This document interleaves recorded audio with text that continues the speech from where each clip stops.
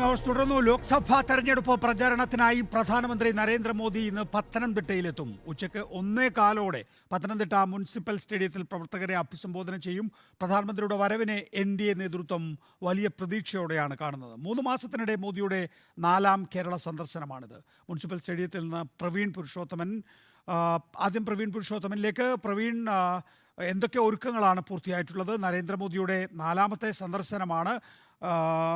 വലിയ പ്രതീക്ഷയോടുകൂടിയാണ് BJP പ്രധാനമന്ത്രിയുടെ വരവിനെ കാത്തു നിൽക്കുന്നത്. എത്ര കണ്ട് പ്രവർത്തകർ ഇതിനകം തന്നെ സജ്ജമായിട്ടുണ്ട്?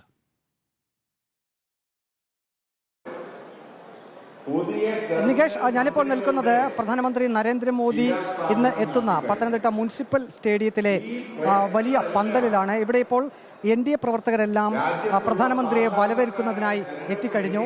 1 ലക്ഷത്തോളം പ്രവർത്തകർ ഇങ്ങോട്ടേക്ക് എത്തും എന്നാണ് BJP നേതൃത്വം പറഞ്ഞിരിക്കുന്നത്. കനത്ത സുരക്ഷാ വലയത്തിലാണ് ഇപ്പോൾ ഈ പത്തനംതിട്ട പരിപാടി നടക്കുന്ന മുനിസിപ്പൽ സ്റ്റേഡിയവും പരിസരവും. പ്രത്യേക സുരക്ഷാ സംവിധാനങ്ങൾ തന്നെ ഒരുക്കിയിട്ടുണ്ട്. XPGയുടെ പൂർണ്ണ നിയന്ത്രണത്തിലാണ് ഇപ്പോൾ ഈ പത്തനംതിട്ട ജില്ലാ സ്റ്റേഡിയം. ഇന്ന് ഉച്ചയ്ക്ക് 1:05 പ്രമാടം ഇൻഡോർ സ്റ്റേഡിയത്തിൽ പ്രധാനമന്ത്രി ഹെലികോപ്റ്ററിൽ ഇറങ്ങുക. 1:15 പത്തനംതിട്ട ജില്ലാ സ്റ്റേഡിയത്തിലേക്ക് പ്രധാനമന്ത്രി എത്തും. ഹെലികോപ്റ്ററിൽ ഇറങ്ങിയ ശേഷം കാർ മാർഗമായിരിക്കും പ്രധാനമന്ത്രി ഈ വേദിയിലേക്ക് എത്തുക. 2 മണി വരെ വേദിയിൽ പ്രധാനമന്ത്രി നരേന്ദ്രമോദി ഉണ്ടായിരിക്കും. 2:15 പ്രധാനമന്ത്രി ഹെലികോപ്റ്റർ മാർഗം പത്തനംതിട്ടയിൽ നിന്നും കൊച്ചിയിലേക്ക് തിരിക്കും. 1 ലക്ഷം പ്രവർത്തകരെ പരിപാടിയിൽ അണിനിരത്തുമെന്നാണ് BJP നേതൃത്വം അറിയിച്ചിട്ടുള്ളത്. ഈ ഡ്രോൺ നിരോധനം നിരോധിച്ചുകൊണ്ട് ജില്ലാ പോലീസ് മേധാവി കഴിഞ്ഞ ദിവസം തന്നെ ഉത്തരവിട്ടിരുന്നു. ഇന്ന് രാത്രി 10 മണി വരെയാണ് ഡ്രോണിനുള്ള നിരോധനം ഉള്ളത്. വലിയ ആവേശത്തോടു കൂടിയാണ് ഈ പ്രവർത്തകർ ഇവിടെ ഇരിക്കുന്നത്. കൃത്യം 1:15 തന്നെ പ്രധാനമന്ത്രി നരേന്ദ്രമോദി ഇങ്ങോട്ടേക്ക് എത്തും എന്നാണ് ഏവരും പ്രതീക്ഷിക്കുന്നത്.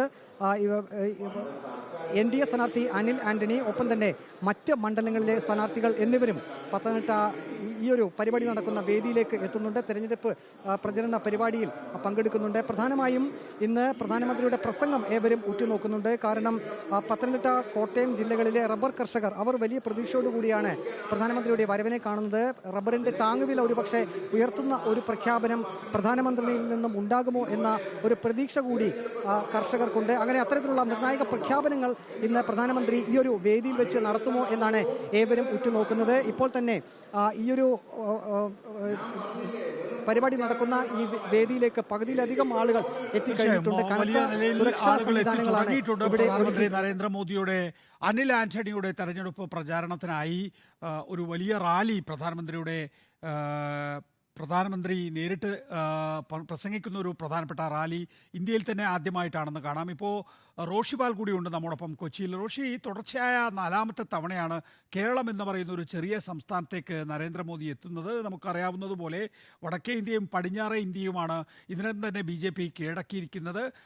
തെക്കേ ഇന്ത്യയും കിഴക്കേ ഇന്ത്യയും കൂടി പിടിച്ചെടുത്താൽ മാത്രമാണ് ഒരു പാൻ ഇന്ത്യൻ പാർട്ടി എന്നുള്ള നിലയിൽ BJPക്ക് അതിൻ്റേതായ സ്വാധീനം ഉറപ്പിക്കാൻ കഴിയുക.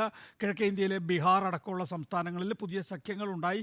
കേരളം അടക്കമുള്ള ദക്ഷിണേന്ത്യൻ സംസ്ഥാനങ്ങളിൽ, പ്രത്യേകിച്ച് കർണാടകത്തിലും അതുപോലെ തന്നെ ഒരു പരിധിവരെ ആന്ധ്രാപ്രദേശിലെ TDPയുമായുള്ള സഖ്യത്തിലും ഏതാണ്ട് കാര്യങ്ങൾ ഉറപ്പിച്ചിട്ടുണ്ടെങ്കിലും കേരളം, തമിഴ്നാട്, തെലങ്കാന പോലുള്ള സംസ്ഥാനങ്ങളിൽ പഴയ നില തന്നെ ആണെങ്കിൽ അത് BJPക്ക് വലിയ മുന്നേറ്റം ഉണ്ടാക്കാൻ കഴിയില്ല എന്നുള്ള തിരിച്ചറിവായിരിക്കാം ഒരുപക്ഷെ പ്രധാനമന്ത്രിയെ ഇപ്പോൾ വീണ്ടും കേരളത്തിലേക്ക് വരാൻ പ്രേരിപ്പിക്കുന്നത്. എങ്ങനെയാണ് കേരളത്തിലെ പ്രകടനത്തെ BJP നോക്കിക്കാണുന്നത്? അതിൽ മോദിയുടെ പങ്ക് എന്താണ്? മോദിക്ക് മാത്രമേ ഏതെങ്കിലും തരത്തിൽ മാറ്റം വരുത്താൻ കഴിയൂ എന്നാണോ BJP കരുതുന്നത്? നികേഷ്, തെരഞ്ഞെടുപ്പ് വളരെ മുമ്പേ തന്നെ BJP കൃത്യമായി ആസൂത്രണം ചെയ്തിരുന്നു. ഒന്ന്, മോദി തരംഗത്തിലൂടെ അല്ലെങ്കിൽ മോദി പ്രഭാവത്തിലൂടെ മാത്രമേ ദക്ഷിണേന്ത്യയിൽ എന്തെങ്കിലും ഒരു ചലനം ഉണ്ടാക്കാൻ സാധിക്കുകയുള്ളൂ. ആ ഒരു വിലയിരുത്തലിൻ്റെ ഭാഗമായി തന്നെയാണ് ഇത് 3 മാസത്തിനിടയിൽ 4ാം വട്ടവും കേരളത്തിലേക്ക് പ്രധാനമന്ത്രി നരേന്ദ്രമോദി എത്തുന്നത്. ഇനിയും തെരഞ്ഞെടുപ്പ് പ്രഖ്യാപിച്ചു കഴിഞ്ഞാൽ അടക്കം മോദി കേരളത്തിലേക്ക് എത്തിച്ചേരും. തൃശ്ശൂരിൽ വീണ്ടും വരും, ഒപ്പം തിരുവനന്തപുരത്തെത്തും. കാസർഗോഡും മോദിയുടെ പരിപാടികൾ ആസൂത്രണം ചെയ്യുന്നുണ്ട്. അതായത് ഇനിയും 2ഓ 3ഓ തവണ മോദി കേരളത്തിലേക്ക് പ്രചാരണത്തിനെത്തും എന്നതാണ് പ്രത്യേകത. അതിൽ തന്നെ മിക്കവാറും തൃശ്ശൂരിൽ ആയിരിക്കും ഒരുപക്ഷേ മോദിയുടെ ഏറ്റവും പ്രധാനപ്പെട്ട പരിപാടികൾ നടക്കാൻ ഇനി സാധ്യതയുള്ളത്. ഇനി 19-ന് പാലക്കാട് നടക്കുന്ന മോദിയുടെ റോഡ് ഷോ, അത് തെരഞ്ഞെടുപ്പ് പ്രഖ്യാപിച്ചതിന് ശേഷം, തെരഞ്ഞെടുപ്പ് അതിനു മുമ്പ് പ്രഖ്യാപിക്കുമെന്ന കണക്കുകൂട്ടലാണ് BJP നേതൃത്വത്തിനുള്ളത്. അങ്ങനെയെങ്കിൽ അത് മോദിയുടെ തെരഞ്ഞെടുപ്പ് പ്രചാരണത്തിന്റെ ഭാഗമായുള്ള രാജ്യത്തെ ആദ്യത്തെ റോഡ് ഷോയാക്കി മാറ്റാനുള്ള തീരുമാനമാണ് BJPക്കുള്ളത്.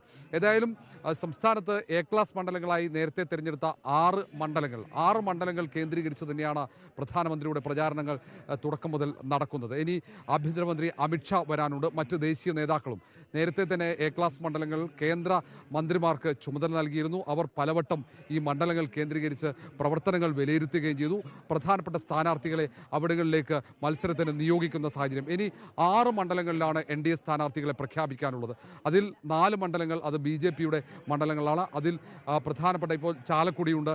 ഒപ്പം എറണാകുളം മണ്ഡലം അടക്കം ഇനിയും സ്ഥാനാർത്ഥികളെ പ്രഖ്യാപിക്കാനുള്ള മണ്ഡലങ്ങളിൽ ഒന്നാണ്. ഒന്ന് കോൺഗ്രസിൽ നിന്നടക്കം മറ്റു വിവിധ രാഷ്ട്രീയ പാർട്ടികളിൽ നിന്നും പ്രധാനപ്പെട്ട നേതാക്കൾ BJPയിലേക്ക് എത്തിച്ചേരുമെന്ന പ്രതീക്ഷയുണ്ട്.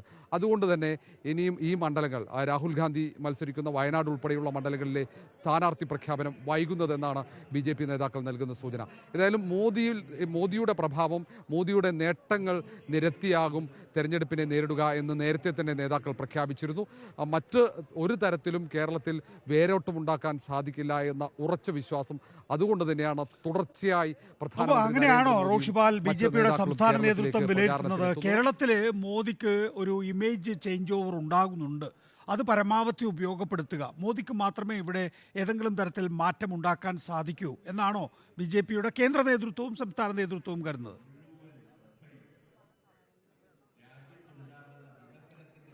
നികേഷ്, നമുക്കറിയാം കഴിഞ്ഞ കുറച്ചു കാലങ്ങളായി സംസ്ഥാനത്ത് മറ്റു രാഷ്ട്രീയ പാർട്ടികളിൽ നിന്ന് BJPയിലേക്ക് നേതാക്കളെ എത്തിച്ചതിലടക്കം നിർണായക പങ്ക് വഹിച്ചത് ദേശീയ നേതൃത്വമാണ്.